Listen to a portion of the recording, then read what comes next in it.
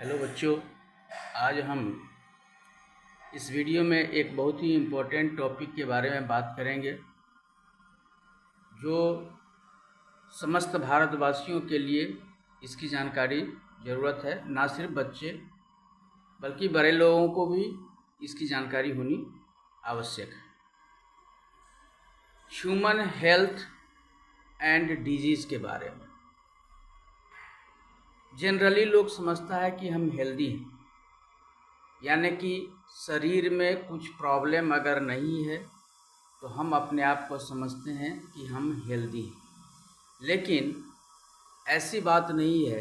Health का मतलब होता है लंबे समय तक अपने आप को स्वस्थ रखना, जैसे कि सिर्फ शारीरिक रूप से नहीं, मानसिक रूप से भी, इकोनॉमिकल रूप से भी, आप सामाजिक रूप से भी अगर आप ठीक हैं तो आप अपने आप को स्वस्थ मान सकते हैं। तो अगर हम कहें कि डिजीज क्या है, तो मान लीजिए कि हमारे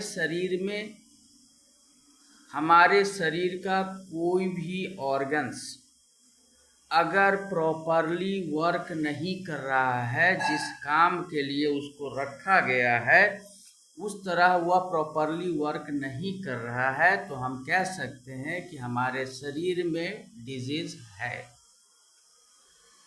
एक सामान्य तौर पर हम जानते हैं कि डिजीज जो होता है वह कई प्रकार के होते हैं। जैसे बहुत सारे लोगों ने कहा, जैसे हिप्पोक्रेट्स ग्रीक के थे और इंडियन आयुर्वेदा ने ये बात कहा कि जिसके बॉडी का टेम्परेचर अगर मेंटेन है तो वह व्यक्ति स्वस्थ हो सकता है। लेकिन उसने इस पर कोई एक्सपेरिमेंटल कुछ नहीं बताया। उन्होंने कहा कि जिसका स्टूल अगर ब्लैक होता है तो मान सकते हैं कि उसके बॉडी का टेम्परेचर ज़्यादा है और वह स्वस्थ नहीं है। लेकिन बायोलॉजी क्या कहता है? बायोलॉजी कहता है कि हेल्थ जो है वह कंट्रोल होता है माइंड के द्वारा और by neural and by endocrine system के द्वारा। जैसा कि हम जानते हैं कि हमारे शरीर को फिजिकल एंड मेंटल और केमिकल दोनों प्रकार से हम अपने बॉडी को कंट्रोल करते हैं। तो ब्रेन जो है वह फिजिकल यानी कि न्यूरल और इंडोक्राइन दोनों सिस्टम से हमारे शरीर के इम्यून सिस्टम को कंट्रोल करता है और यही इम्यून सिस्टम हमारे शरीर के हेल्थ को मैनेज करता है।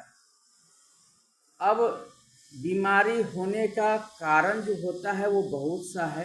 जैसे बैक्टीरियल भी होते हैं, वायरल भी होते हैं, फंगल भी होते हैं, प्रोटोजोआन होते हैं, हेलमिंथ भी होते हैं।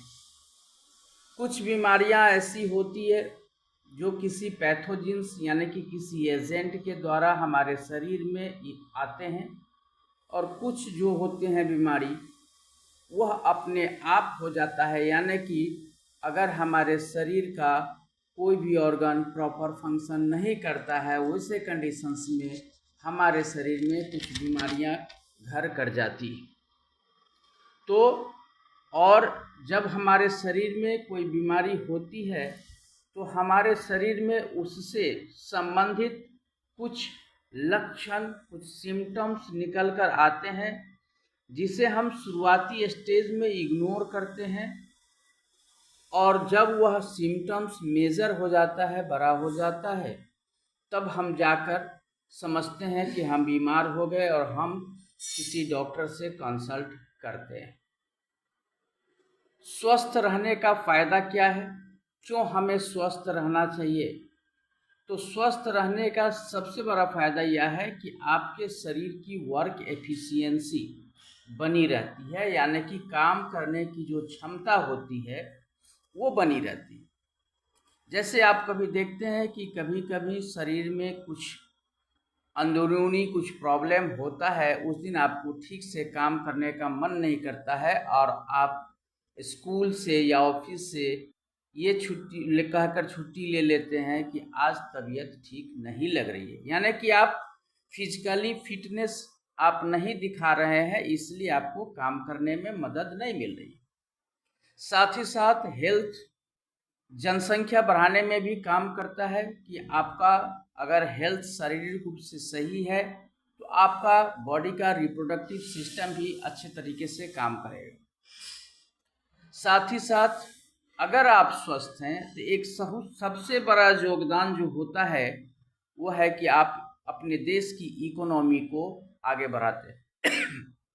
जैसे आप काम करेंगे तो रेवेन्यू जनरेट होगा और वह रेवेन्यू सरकार के खाते में जाएगा, सरकार के खजाने में जाएगा, जिससे सरकार के रेवेन्यू में ग्रोथ होगा और आप अपने भारतीय इकोनॉमी में मदद कर सकते हैं।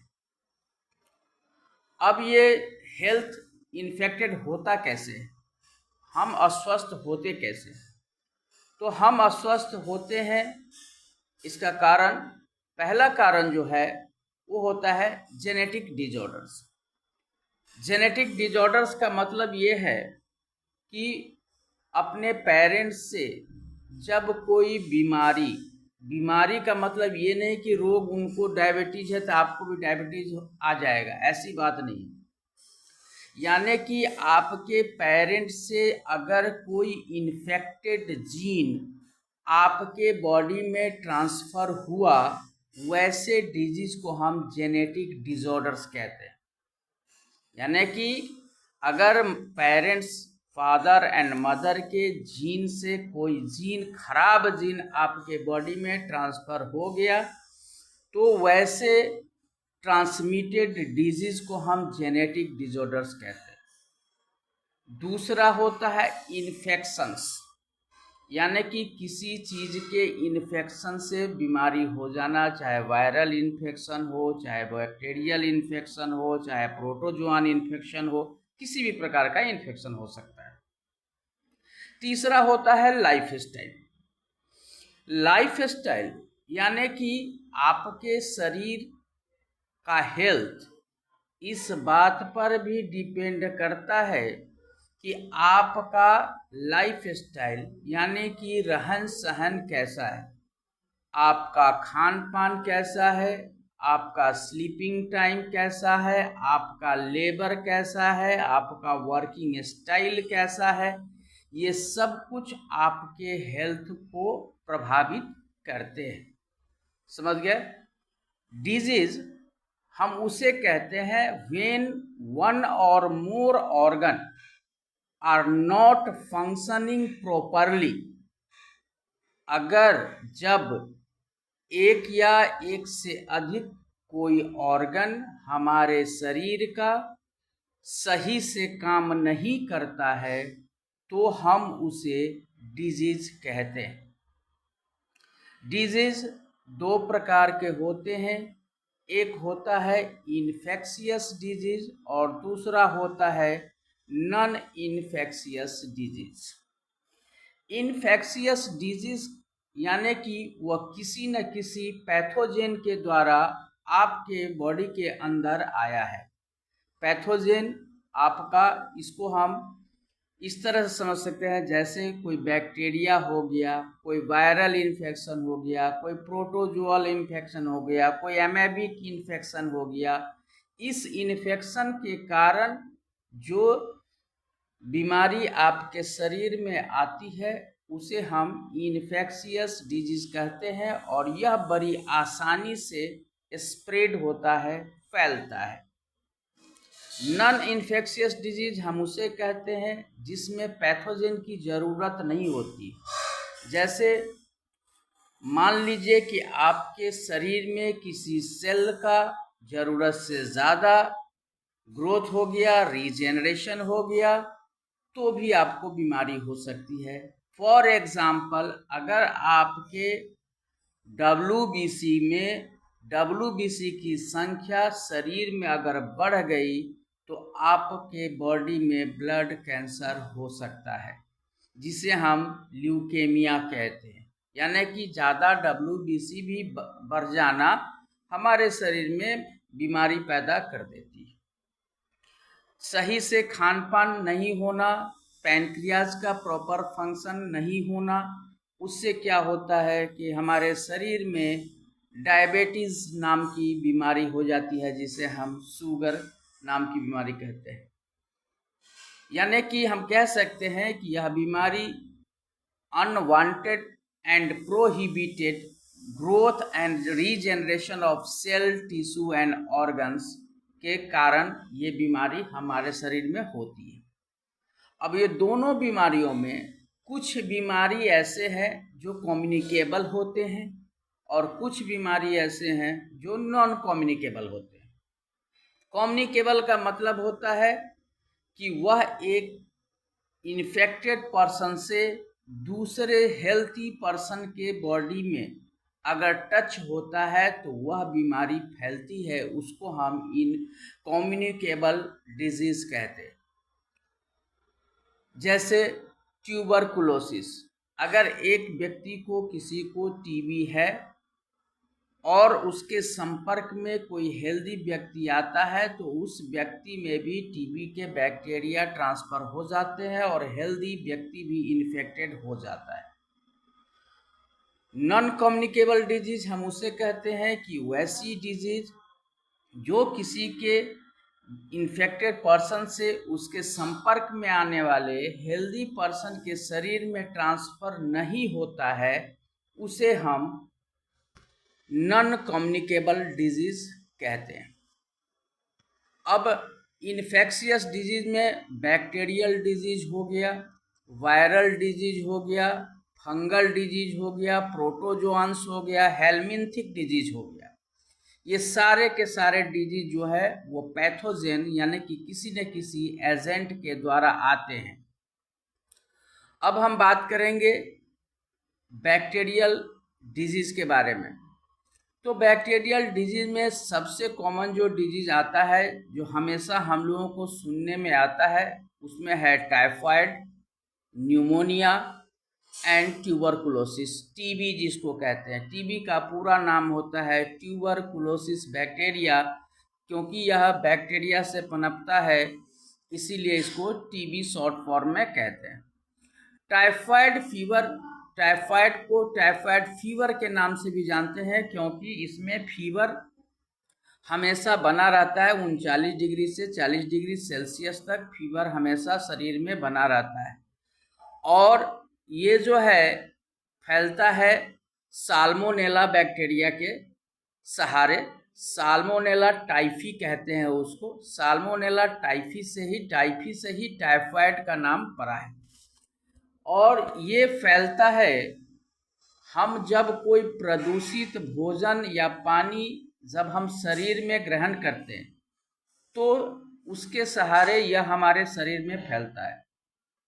अब स्वाभाविक है कि ग्रहण करना यानी कि मुंह से ग्रहण करते हैं फूड और वाटर, तो स्वाभाविक है कि इसका प्रवेश द्वार एंट्री जो होगा वह मुंह ही होगा या मुंह के सहारे ही शरीर के अंदर जाता है और इसमें जो लक्षण निकलकर सिम्टम्स निकलकर सामने आते हैं वो कंटिन्यू पेन होता है, फीवर हमेशा 39 डिग्री से 40 डिग्री तक बना रहता है, बॉडी में क्रैम्प्स आते रहते हैं और इंटेस्टाइनल स्मॉल इंटेस्टाइन में यह प्रवेश कर जाता है। लेकिन यह स्मॉल इंटेस्टाइन में प्रवेश तो कर जाता है, लेकिन स्मॉल इंटेस्टाइन में यह रहता नहीं है, क्योंकि स्मॉल इंटेस्टाइन में जो ब्लड वेसल्स होते हैं या ब्लड वेसल्स के द्वारा ब्लड में पहुंच जाता है और उसके बाद बॉडी के अदर ऑर्गन्स में पहुंच जाते हैं, जिसके सहारे यह हमारे शरीर के इम्यून सिस्टम को वीक कर देते हैं और हम बीमार पड़ जाते हैं। इस बीमारी की परीक्षण के लिए एक टेस्ट होता है जो पैथोलॉजी टेस्ट होता है, उसको हम विडाल टेस्ट के नाम से जानते हैं, विडाल एग्लूटिनेशन टेस्ट के नाम से जानते हैं। यह बीमारी सबसे पहले आयरिश अमेरिकन एक कुक थे, उनके बॉडी में आया इसीलिए मैरी मैलोन या टाइफाइड मैरी भी उनको कहा जाता है। उन्होंने ये बात बताई कि हमें यह विश्वास है कि कम से कम हमारे संपर्क में आने वाले 51 से 122 लोगों के बीच ये बीमारी फैली। मैरी मैलोन का जन्म 23 सितंबर 1869 को कुक्सटाउन यूके में हुआ था और उनकी मृत्यु 11 नवंबर 1938 यानी कि लगभग 69 इयर्स की उम्र में उनकी मौत हो गई थी टाइफाइड नामक बीमारी से। इसीलिए मैरी मैलोन को टाइफाइड मैरी के नाम से जाना जाता है। तो आज हमने इस वीडियो में एक बीमारी टाइफाइड के बारे में बात की। नेक्स्ट एपिसोड में, नेक्स्ट वीडियो में हम अगले बैक्टीरियल या वायरल डिजीज़ के बारे में बात करेंगे।